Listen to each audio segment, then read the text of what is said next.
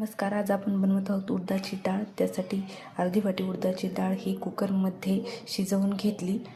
हे आहे लसूण, मिरची आणि मीठ यांचं कुटलेलं मिश्रण आणि ही कोथिंबीर. 6-7 मिरच्या कुटलेल्या आहेत, लसणाच्या काही काचोळ्या आणि यात अद्रकसुद्धा आहे.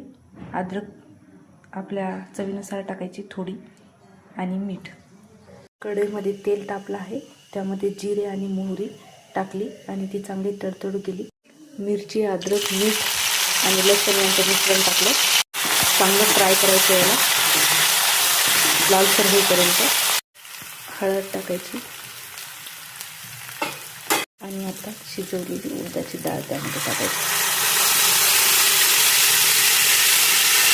पाणी लागत असल्यास गरम पाणी टाकायचं. त्यामध्ये कोथिंबीर टाकून द्यायची शेवटी आणि मीठ कमी झाले असेल तर पुन्हा मीठ टाकून घ्यायचं. ही झाली आपली